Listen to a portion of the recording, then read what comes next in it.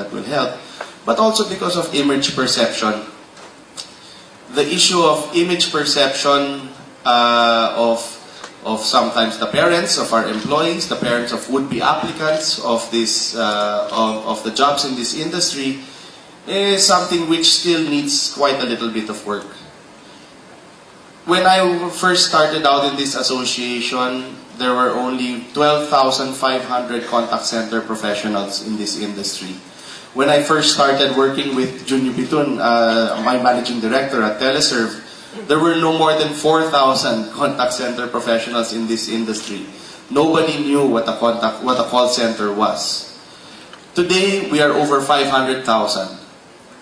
If each one of us would be proud about the job that we do, about the change that we effect, about our role in society, about how what we do today will impact our country 20, 50, and 100 years from now, if we can start being proud about what we do, I think that that alone will make a bigger impact than any program that CCAP or the government can cook up.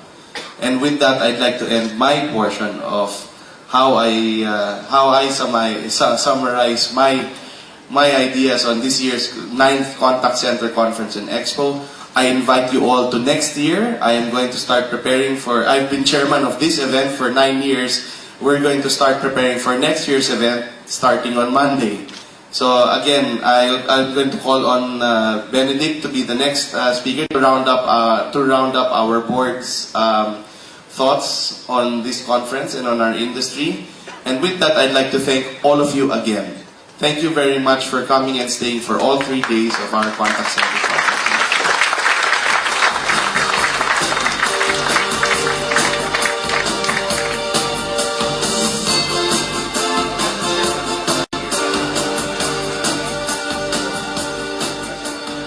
Hello everyone. Well, we'd like to also again please give a big round of applause to Honorable Senator Alan Peter Cayetano. So it's really awesome the project that they're doing with the current inmates, and if any one of you is very entrepreneurial and thinking of putting a call center in some of our city prisons, we would still classify that as a captive center because there's no absences, there's no attrition until years from now. So it's a good business model proposition. We love that idea. You know what? One of the things that happened when the last elections happened was we knew who we were working with government, and we knew who we were working with the legislative body, and we had very, very strong support and collaboration. And we knew who our champions were in legislation and in government. In particular, in the Senate, we knew our champion. And a champion for many of the things that we needed support on, especially on talent education and even in the ICT agenda of government, was Senator Angara. And when elections happened, and obviously you know the older Senator Sangara is not anymore running, we were also wondering who could be the next champion for the contact center industry in the Senate. And I guess today we found out who that is, and then Senator Peter Cayetano. This is an open ask that you actually become our champion in the Senate, Senator Cayetano. Earlier you were talking about basketball, and we were going to pick these up. And then finally, I think we have to thank Singapore, the Prime Minister before Lee Kuan Yew, because decades ago, when he visited the Philippines and met with President Ramos, he said, I understand the Filipinos only have 2% of them have telephones. The 98% are waiting for a dial tone.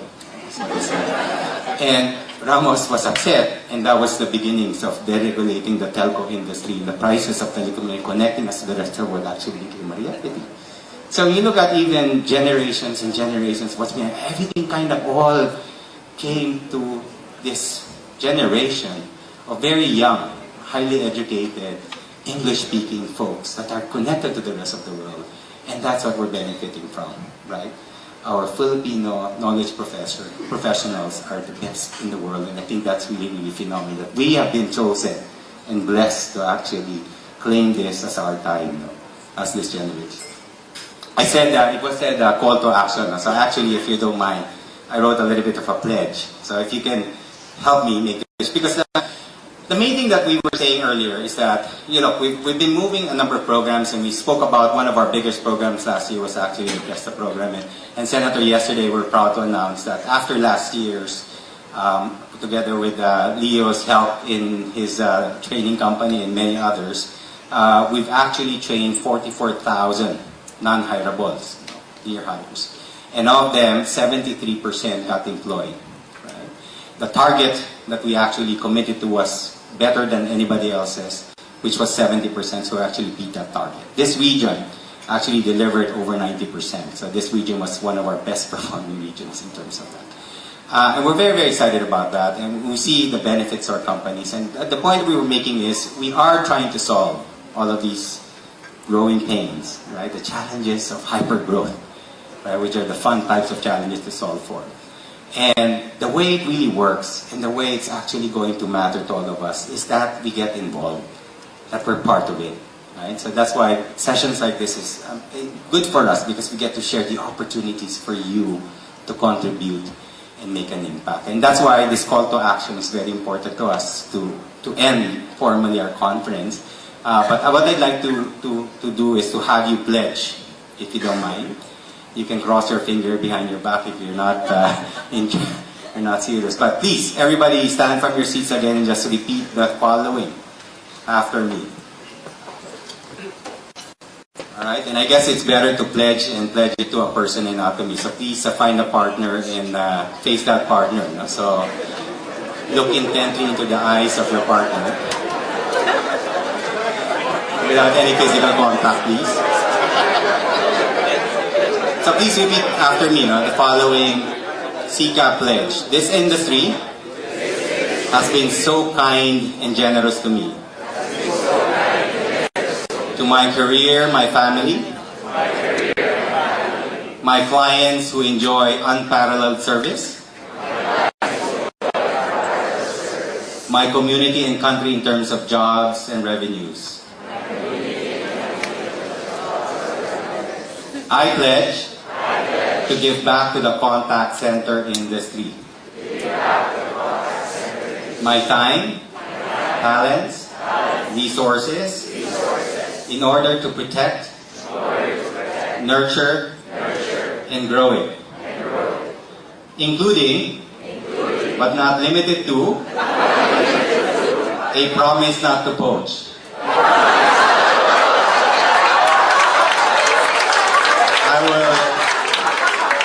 I will strive to excel in my profession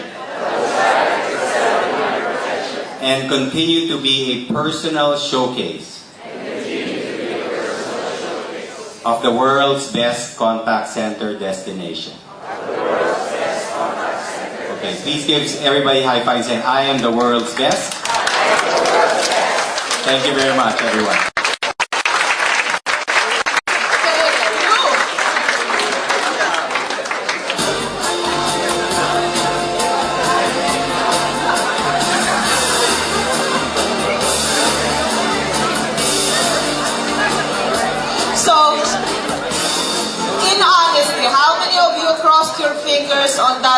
On the part where we were being made to pledge not to poach. Okay, our next speaker is multi-talented, multi-faceted in the sense that he's a business leader, a prolific author, a motivational speaker, and a tri-media personality, courtesy of his award-winning daily radio program, Business Matters, his Saturday and Sunday column on the Philippine Star, and his frequent guesting stints on TV. Ladies and gentlemen, an inspiration to many, Mr. Francis J. Kong.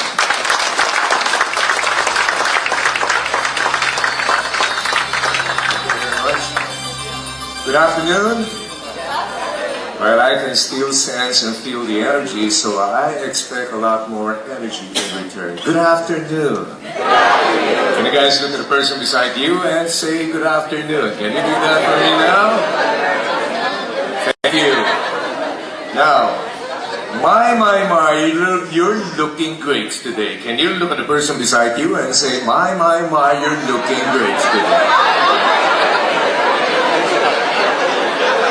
Why did I make you do that? Because there are 3 stages to every person's life. 1 is the young person stage, 2 is the midlife stage, and 3 is the my, you're looking great today stage. But I'm already at that stage, and I've been giving so many trainings and talks. I made a little assessment this morning, this talk of mine, and I can assure you it's going to be very short, so that I know some of you are hungry. How many of you are hungry? Sino po nagugutom na? Taas sa kamay. Oh, thank you. Yung mga nagugutom na po, kayo mag-alala, lilipas din yan.